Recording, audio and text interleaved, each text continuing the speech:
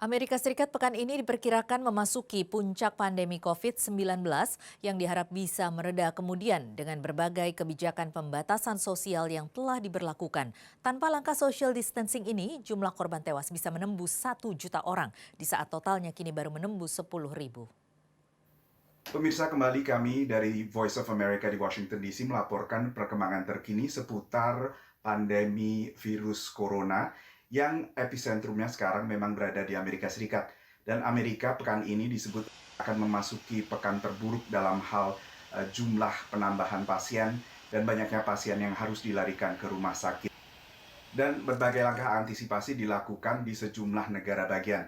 Karena itulah dilakukan sejumlah kebijakan dan perintah untuk tetap tinggal di rumah bagi warga di mayoritas negara bagian di Amerika Serikat. 40-an sudah memberlakukan demikian, hanya ada segelintir yang belum memberlakukan.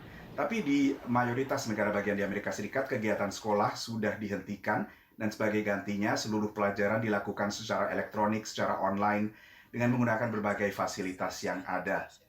Dan juga berbagai kegiatan dibatasi kecuali kegiatan esensial saja, seperti misalnya berbelanja kebutuhan rumah tangga, berbelanja makanan. Restoran juga umumnya masih diperbolehkan buka bila untuk melayani pemesanan untuk dibawa pulang.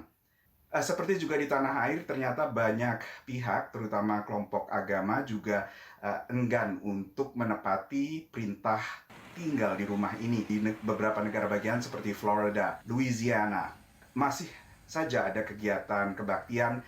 Meskipun mayoritas tempat ibadah, termasuk gereja dan juga masjid, sebagian besar menepati perintah tutup sementara. Begitu ketatnya pembatasan sosial ini, beberapa negara bagian dan kota memberlakukan denda, dan di New York baru saja diumumkan denda dibuat lebih tinggi dari sebelumnya. Satu lagi perkembangan menarik adalah tertularnya seekor harimau di kebun binatang Bronx. Harimau bernama Nadia ini menunjukkan gejala-gejala COVID-19, termasuk diantaranya batuk kering. Peneliti di Tiongkok telah lama menemukan bahwa kucing bisa terinfeksi oleh COVID-19, meskipun kucing tersebut akhirnya tidak bisa menulari manusia begitu ia terinfeksi COVID-19. Itu dulu laporan tim VOA dari Washington DC. Kami akan terus memantau perkembangan pandemi COVID-19 di Amerika Serikat.